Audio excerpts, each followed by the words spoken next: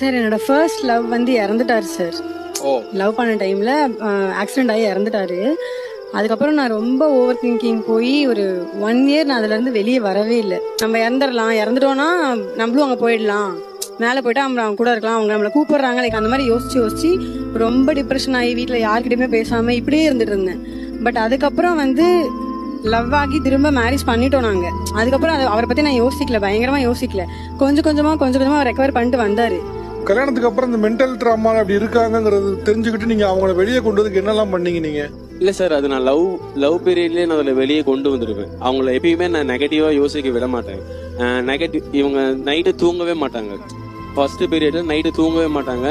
ஏதாவது போட்டு யோசிச்சுட்டே இருப்பாங்க. என்ன யோசிக்கிறாங்கன்னு அவங்களுக்கும் தெரியாது. ஆனா நைட்டு தூங்கவே மாட்டாங்க. ஓவர் திங்கிங் ரைட் தான் சார். அந்த திங்கிங் வந்துட்டு எல்லாருமே என்ன பண்றாங்கன்னா நெகட்டிவா யோசிக்க ஆரம்பிக்கிறாங்க.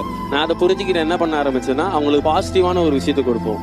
ஓவர் திங்க் தானே பண்ற, இந்த விஷயத்த நினைச்சு நீ பாசிட்டிவா திங்க் பண்ணு அப்படின்ற விஷயத்த நான் உங்களுக்கு கொடுக்க ஆரம்பிச்சேன். அப்படி கொடுத்து அவங்கள அதுல இருந்து கொஞ்சம் வெளியே கொண்டு வரும். அவங்களே ஒரு டிப்ரெஷன்ல இருக்காங்க, அவங்க லவ் பண்ணிட்டு இருந்த ஒண்ணுன்னு நினைக்காம அவங்க டிப்ரெஷன்ல இருந்து போறதுதான் ஒரு லவ் நினைச்சு அவங்க கொண்டு வந்துட்டீங்க. Good good good. தேங்க்யூ. நீங்க நல்லவையா.